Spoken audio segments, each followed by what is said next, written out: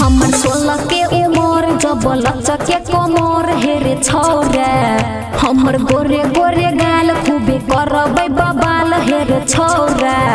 तोरा किया के गजरा कटार गे अच्छा तोरा किया के गजरा कटार गे छौरा डीजे वाला बन तो भातार गे छौरा डीजे वाला बन तो भातार गे कनी जोरा दे जवानिया के तार गे छौरा डीजे वाला बन तो भातार गे छौरा डीजे वाला बन तो भातार गे DJ Sumit Satish Annu recording studio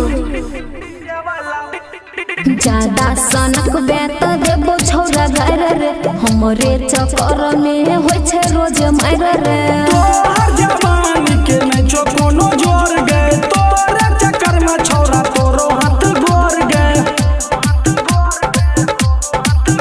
तोर जवानी लगो बिजली के तार गे अच्छा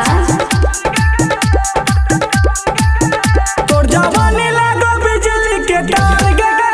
छौरा डीजे वाला बन तो भातार गे छौरा डीजे वाला बन तो भातार गे कनी खाई दे आम के अचार गे छौरा डीजे वाला बन तो भातार गे छौरा डीजे वाला बन तो भातार गे DJ Sumit Satish Annu recording studio सुनिलनी दर्दी लेकर मन मानी छुए नहीं देतो चढ़ल जवानी डीजे वाला